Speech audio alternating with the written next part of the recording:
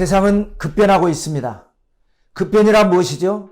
빠르게 갑자기 변하는 것입니다. 모든 변화는 일정한 방향과 패턴이 있습니다. 일정하지 않고 패턴의 일관성이 없는 것은 혼란이라고 하지 변화라고 하지 않습니다. 우리 인류의 미래는 어떤 방향으로 변하고 있습니까? 지금 우리가 겪고 있는 변화를 자세히 살펴보면 성경에 이미 예고된 변화입니다. 그래서 앞으로의 변화를 예측하기 위해서 우리는 성경을 공부해야 합니다. 그 중에서도 특히 요한계시록, 하나님께서 인류 미래에 대해서 미리 계시해 주신 책입니다. 내용이 마치 암호화와 같이 되어 있어서 해석이 매우 어렵죠. 그러나 계시록은 영적인 보물지도와 같기 때문에 잘 풀면 놀라운 축복의 세계가 열리게 될 것입니다. 계시록의 축복은 어떤 것인가? 조금 이따 말씀드리고요. 유명한 종교개혁자이자 성경 주석가인 칼빈은 요한계시록만큼은 주석을 내지 않았습니다. 왜 내지 않았는지에 대해서는 몇 가지 견해가 있지만 그 중에 하나가 계시록은 함부로 풀면 안 된다는 것입니다. 그러다 보니 대부분의 교회들은 계시록 공부에 대해서 조심스러운 입장이었습니다. 그러는 사이에 이단들은 계시록을 자의적으로 해석해서 성도들을 미혹하고 불쌍한 영혼들을 사냥해 왔습니다. 그래서 지금 우리에게 필요한 것은 계시록에 대한 올바른 접근입니다. 하나님께서 계시해 주신 것을 덮어두어도 안 되고 그렇다고 해서 자의적으로 함부로 해석해서도 안 될 것입니다. 이제부터 계시록 장별 강해를 시작하려고 합니다. 한 주에 한 장씩 22장이니까 22주가 소요될 것입니다. 오늘은 첫 시간 1장으로 곧장 들어가지 아니하고 서론을 나누도록 하겠습니다. 계시록 서론, 계시록 전체를 이해할 수 있는 도표를 가지고 나누도록 하겠습니다. 숲을 보고 나무를 보라는 말이 있습니다. 전체를 파악하고 부분을 살필 때 올바른 이해를 할 수가 있습니다. 계시록은 장차 일어날 인류 미래에 대한 놀라운 비밀입니다. 과거 시한부 종말론자들이 1992년 10월 28일 예수님 오신다, 우리는 휴거된다 이렇게 주장한 적이 있었습니다. 대한민국을 발칵 뒤집어 놓은 사건이었지만 불발됐습니다. 그때 그들이 인용했던 말씀이 바로 아모스 3장 7절입니다. 주 야훼께서는 자기의 비밀을 그 종 선지자들에게 보이지 아니하시고는 결코 행하심이 없으시리라. 그렇습니다. 하나님은 행하시기에 앞서 계시하시는 하나님이십니다. 그러나 주님의 재림 시기에 관해서만큼은 비밀에 붙이셨습니다. 오죽하면 예수님께서 나도 모르고 아버지만 아시느니라 이렇게 말씀하셨지 않습니까? 참된 신앙은 분별의 지혜가 필요합니다. 하나님께서 계시하신 것 알아야 되죠. 반대로 계시하지 아니하시고 비밀에 붙이신 것 몰라도 됩니다. 모르는 것이 더 좋습니다. 재림의 시기는 비밀입니다. 여러분 생각해 보십시오. 종말이 언제 온다? 예수님 언제 오신다? 미리 알면 정상적 생활이 가능할까요? 올바른 신앙생활이 가능할까요? 그렇지 않습니다. 때와 시기는 너희의 알 바 아니라. 또 계시록의 비밀은 부분적으로 몇 절을 풀었다고 해서 열리는 것이 아닙니다. 퍼즐과 같이 하나하나 짝을 맞춰 보아야 비로소 거대한 미래의 청사진이 나오는 것입니다. 이사야 34장 16절에 너희는 야훼의 책에서 찾아 읽어보라. 이것들 가운데서 빠진 것이 하나도 없고 제 짝이 없는 것이 없으리니 이는 야훼의 입이 이를 명령하셨고 그의 영이 이것들을 모으셨음이라. 자, 우리의 계시록 공부는 가능하면 한 절 한 절 공부하는 방식을 하려고 합니다. 중요한 것은 성령께서 여러분의 스승이 되셔서 놀라운 비밀을 깨닫게 되시기를 축복합니다. 오늘 강의는 세 가지로 정리하겠습니다. 하나는 계시록의 중요성. 우리는 왜 계시록을 공부해야 하는가? 그 다음에 두 번째로는 계시록 도표, 제가 그린 것을 가지고 전체 숲을 이해하는 내용이 되겠습니다. 그리고 이제 세 번째로는 같은 도표 가지고 사건을 정리하겠습니다. 자, 도표를 보면서 2번은 장별 정리, 3번은 사건 정리가 되겠습니다. 첫째, 계시록의 중요성입니다. 우리는 왜 계시록을 공부해야 합니까? 코로나19 바이러스가 중국과 한국에서 처음 시작될 때 미국과 유럽에서는 가볍게 소홀히 생각했습니다. 그런데 이제 나중에 시간이 지나면서 상황이 역전이 되죠. 만약에 처음에 미국과 유럽이 한국과 중국을 보면서 준비했더라면 피해는 최소화됐을 것입니다. 계시록을 공부해야 할 이유가 바로 여기에 있습니다. 미리 알고 준비해야 됩니다. 먼저는 반드시 속히 될 일이기 때문에 우리가 계시록 공부해야 됩니다. 계시록 1장 1절은 이렇게 시작합니다. 예수 그리스도의 계시라. 이는 하나님이 그에게 주사 반드시 속히 일어날 일들을 그 종들에게 보이시려고 그의 천사를 그 종 요한에게 보내어 알게 하신 것이라. 두 가지를 강조했죠. 반드시 이루어질 일이다. 속히 될 일이다. 물론 우리 세대에 일어날지 다음 세대에 일어날지 우리는 알 수 없지만 다음 세대가 누굽니까? 우리 자녀들입니다. 우리 자손들입니다. 모르고 있다가 넉넉고 당하면 재앙이 될 수도 있습니다. 또 속히 일어날 일이다. 속히라고 하는 것은 시간이 가깝다라는 것이 아니고요. 사건 진행이 빠르다라는 것입니다. 2000년 동안 일어나지 않았지만 일어나면 걷잡을 수 없이 진행될 사건들입니다. 그래서 준비된 사람들, 마치 슬기로운 5 처녀들과 같이 기름 준비된 사람들은 기쁨을 얻게 될 것입니다. 고린도전서 15장 51절에 보라 내가 너에게 비밀을 말하노니 우리가 다 잠잘 것이 아니요 마지막 나팔에 순식간에 호련히 다 변화되리니. 여기서 중요한 단어는 마지막 나팔입니다. 의미심장하죠. 마지막이 뭡니까? 기회입니다. 나팔은요 경고입니다. 하나님은 우리에게 필요할 때마다 중요한 경고를 하시지만 마지막 순간에까지도 주신다라는 겁니다. 또 여기에서 중요한 단어는 변화입니다. 세상에서의 변화는 부정적 변화죠. 그러나 성경에서 말씀하시는 변화는 긍정적 변화입니다. 부패가 아니라 발효입니다. 죽음이 아니라 부활입니다. 계시록을 공부해야 할 이유가 바로 우리는 발효되기 위해서 부활되기 위해서 필요한 것입니다. 또 하나 이유가 있다면 영원한 미래를 결정하기 때문에 그렇습니다. 계시록 1장 3절에 이 예언의 말씀을 읽는 자와 듣는 자와 그 가운데 기록한 것을 지키는 자는 복이 있나니 때가 가까움이라. 독청수 복입니다. 읽을 독, 들을 청, 지킬 수. 이 예언의 말씀을 읽는 자, 읽을 독이죠. 듣는 자, 들을 청이죠. 지키는 자, 지킬 수. 이것이 바로 독청수 복입니다. 아까 제가 계시록 축복에 대해서 말씀을 했죠. 물론 하나님의 복은 다양한 여러 가지 복입니다. 그런데 제가 계시록을 공부하면서 발견한 복이 뭐냐? 영적 신분의 복입니다. 인도에 가면 카스트 제도가 있습니다. 4개의 신분이 있죠. 브라만 종교 계급입니다. 크샤트리아 정치를 담당하거나 군대를 담당하는 계급입니다. 바이샤 상업에 종사하거나 농업에 종사하는 사람들. 그리고 수드라 노예입니다. 이 노예 신분에 아예 신분 자체에 들어가지 않는 사람도 있습니다. 불가촉 천민입니다. 너무나 불공평한 사회 구조죠. 그럼에도 불구하고 사람들은 불평하지 않습니다. 왜 그렇습니까? 내가 지금 이렇게 사는 것은 지난날 잘못 살았기 때문에 지금 이대로 잘 살면 다음 생애에는 신분이 승격될 것이기 때문에 잘못된 교리요, 잘못된 믿음입니다. 그러나 영적인 논리를 설명하는 데 있어서 우리는 하나님의 힌트를 발견할 수가 있습니다. 성경에 보면 신분이 다양합니다. 신분에 따라서 구원이 다릅니다. 환난을 거쳐서 구원받는 사람이 있고 환난 거치지 않고 구원받는 사람이 있습니다. 14만 4천 인 맞는 사람이 있고 인 맞지 않아도 되는 사람이 있습니다. 또 마태복음 25장에도 보면 혼인잔치에 들어가는 슬기로운 5 처녀가 있고 들어가지 못하는 미련한 5 처녀가 있다고 그랬습니다. 계시록 공부를 통해서 올바른 진리를 깨닫게 되고 그 깨달은 진리로 말미암아 여러분 올바른 신앙생활을 하게 될 것입니다. 그러면 하늘나라에 들어가는 신분이 달라집니다.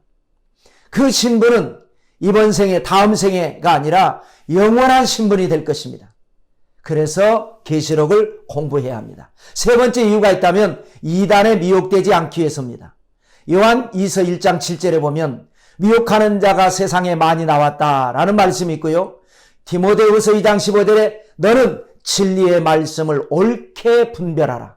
미혹하니까 분별해야죠. 여러분, 중요한 사실이 있습니다. 예수님께서 친히 세우신 것이 바로 교회입니다. 내가 이 반석 위에 내 교회를 세우리니 음부의 권세가 이기지 못할 것이다. 교회가 마지막 때 최전방에서 마귀들과 싸우다 보니까 마귀의 참소를 받습니다. 그러다 보니까 교회 허점이 드러나게 되고 비방거리가 생기게 됩니다. 사람들이 무분별하게 교회를 비방합니다. 잘못된 것입니다. 물론 잘못된 교회가 있죠. 그런 건 경고는 해야 되겠지만 그렇다고 해서 싸잡아서 모든 교회를 비방하는 풍조가 요즘 만연해 있습니다. 잘못된 것입니다. 왜냐하면 교회는 그리스도의 몸이기 때문에 그렇습니다. 교회를 비판하고 공격하는 것은 하나님의 나라를 무너지게 하는 것입니다. 교회를 공격하면서 그것이 마치 정의인 것처럼 생각하는 것은 여러분 사탄에게 속는 것입니다. 중세 암흑시대 교회가 타락했죠. 얼마나 심하게 타락했습니까? 그래서 하나님께서 교회를 버리셨나요? 아닙니다. 회개시키셔서 2000년 동안 이어지게 하셨습니다. 출애굽한 이스라엘 백성들이 40년 동안 광야 생활했습니다. 완전 낙제점이었습니다. 원망하고 불평하고 반란 일으키고 우상 섬기고 하나님이 버리셨나요? 발람이 저주하려고 해도 하나님께서 저주하지 마라. 그들은 내게 복을 받은 자들이다. 하나님이 붙드십니다. 솔로몬 재판을 아십니까?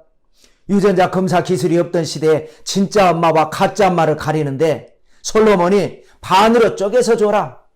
그때에 그래요 쪼개서 주세요 하는 엄마가 있고 생각해보니까 내 애가 아닌 것 같아요. 이 아이를 쪼개지 말고 저 여자에게 주세요 할 때에 솔로몬은 저 포기한 여자가 진짜 엄마다. 교회를 공격해서 상처를 입히는 것은 가짜 신앙, 가짜 정의입니다. 진짜 신앙은 교회를 위해서 내가 참고 포기하는 것입니다. 어차피 여러분 죄 아닌 게 이 세상에 무엇이 있습니까? 그래서 우리가 구원받는 것 아니겠습니까? 물론 이것을 악용해서 순진한 성도를 실족하게 하는 못된 경우가 있습니다. 그런 경우는 차라리 연자 맷돌 메고 깊은 바다에 빠뜨리는 것이 낫다. 성경은 그렇게 말하고 있지 않습니까? 전체를 싸잡아서 비방하는 것은 안 된다라는 것입니다. 교회를 비방한다고 잘못된 교회는 회개하지 않습니다. 오히려 올바른 교회만 상처를 받습니다. 이것이 바로 사탄의 작전입니다. 분별해야 합니다. 그래서 우리는 계시록을 공부해야 합니다. 자, 두 번째로 가겠습니다. 계시록 전체 도표 가지고 숲을 이해하는 시간 되겠습니다. 계시록은 천상과 지상이라고 하는 두 공간이 유기적인 관계 속에서 사건이 진행되는 내용입니다. 자, 오른쪽에 예수님이 등장하시죠. 사도 요한이 본 예수 그리스도에 대한 환상입니다. 오른손에 무엇이 있습니까? 7별을 붙잡고 계십니다. 예수님 앞에는요 7 금촛대가 있습니다. 이것이 바로 요한계시록 1장 내용입니다. 그리고 이제 그 옆에 2장과 3장은 7 교회에 보낸 편지 내용입니다. 위에서부터 보시면 에서보두, 에베소 교회, 서머나 교회, 버가모 교회, 두아디라 교회, 네 교회, 이것이 바로 계시록 2장입니다. 그리고 그 밑에 다시 사빌락 세 교회가 있습니다. 사대 교회, 빌라델피아 교회, 라호디게아 교회, 이것이 계시록 3장이 되겠습니다. 이 7 교회마다 계속 똑같이 반복되는 말씀이 있는데 한번 에베소 교회 첫 번째 교회 거를 읽어볼까요? 계시록 2장 7절입니다. 귀 있는 자는 성령이 교회들에게 하시는 말씀을 들을지어다. 이 말씀은 에베소 교회부터 시작해서 라오디게아 교회에 똑같은 말씀을 하는데 거기에서 끝나지 않습니다. 지금도 여러분에게 하시는 말씀입니다. 계시록 공부를 통해서 영적 무지에서 깨어나시기를 축복합니다. 자, 1장과 2장 그리고 3장은 컬러가 같지요. 좋은 색이죠. 주님과 함께하는 교회, 그런 색입니다. 자, 계시록 4장은 요한이 하늘로 올라가는 내용이 되겠습니다. 환상 중에 보니까 하늘에 문이 열립니다. 음성이 들립니다. 이리로 올라오라. 하늘에 올라가서 보니까 하나님이 보좌에 앉아 계십니다. 하나님의 오른손에 두루마리 책이 있습니다. 이것이 바로 계시록 4장 내용입니다. 두루마리를 펴서 읽으려고 하는데 인으로 7인으로 봉해져 있습니다. 인을 떼야 되는데 뗄 사람이 없어요. 그래서 요한이 울고 있는데 예수님이 오셔서 인을 떼주십니다. 이것이 바로 계시록 5장 내용입니다. 인을 하나씩 뗄 때마다 지상에는 재앙이 쏟아집니다. 그것이 바로 6장 7인 재앙이 되겠습니다. 그리고 이제 그 옆에 컬러색이 같은 박스가 있죠. 그것이 7인의 추가 사건입니다. 14만 4천, 아주 이단들의 단골 소재입니다. 이것이 계시록 7장입니다. 다시 이제 7인으로 돌아와서 마지막 7인을 떼실 때에 재앙이 끝나는 것이 아니라 7개의 나팔이 나옵니다. 그래서 이제 나팔 하나씩 불 때마다 인 재앙보다 더 강한 재앙이 지상에 쏟아집니다. 그것이 계시록 8장과 9장 내용이 됩니다. 그리고 이제 7 나팔의 추가 사건으로 그 옆에 같은 컬러로 2개가 있습니다. 10장이 두루마리 사건, 11장 두 증인 사건. 이 두 증인은 두 감람나무라고도 하고 두 선지자라고도 하는데 이것도 이단들이 많이 사용해 먹습니다. 그런데 12장부터 14장까지 3개는 컬러가 좀 애매하죠. 나팔 재앙 추가 사건 같기도 하고 그 밑에 대접 추가 사건인 것 같은, 그래서 컬러를 저렇게 입혔습니다. 12장은 여자와 용, 여자는 남자를 낳은 이스라엘을 말합니다. 예수님이 이스라엘에서 태어나셨죠. 그리고 용은 사탄입니다. 13장은 두 짐승입니다. 적그리스도와 거짓 선지자, 여기에서 666이 나옵니다. 그리고 14장은 또 한 번 14만 4천이 나옵니다. 그리고 다시 이제 왼쪽으로 돌아보면 7번째 나팔을 부는데 이것도 재앙이 끝나는 것이 아니라 이번에는 대접이 7개 나옵니다. 그래서 대접 하나씩 쏟을 때마다 지상에는 가공할 만한 재앙이 쏟아집니다. 그것이 바로 계시록 15장과 16장이 되겠습니다. 그리고 이제 그 옆에 컬러가 같은 2개의 사건이, 추가 사건이 나옵니다. 큰 음녀가 심판을 받습니다. 계시록 17장입니다. 그리고 큰 성 바벨론이 심판을 받습니다. 계시록 18장입니다. 이것으로 길고 긴 재앙과 심판이 스톱됩니다. 그런데 7인, 7 나팔, 7 대접 재앙들, 이것이 각각의 다른 재앙들이 아니라는 겁니다. 7인 재앙 안에 7 나팔, 또 그 안에 7 대접. 그러므로 그 옆에 추가 사건들도 딱 집어서 이것이 7 나팔의 추가냐 아니면 7 대접의 추가냐 구분이 안 될 수도 있다는 것입니다. 이것은 우리 이야기가 아닙니다. 세상에 대한 이야기입니다. 이것을 분별해야 되겠습니다. 어둡고 침침한 컬러, 내용이 점점 무섭고 끔찍해집니다. 그런데 화살표가 다 연결되었죠. 그런데 교회와 재앙은 연결되어 있지 않습니다.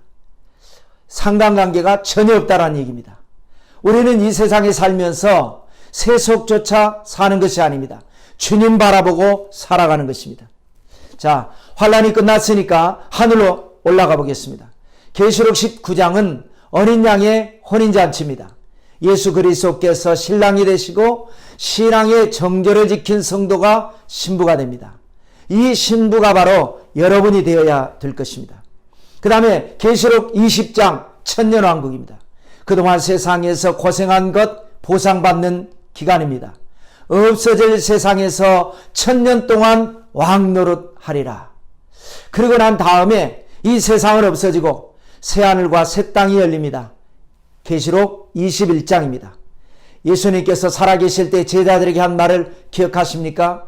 요한복음 14장 2절과 3절입니다. 내가 너희를 위하여 거처를 예비하러 가노니 가서 너희를 위하여 거처를 예비하면 내가 다시 와서 너희를 내게로 영접하여 나 있는 곳에 너희도 있게 하리라.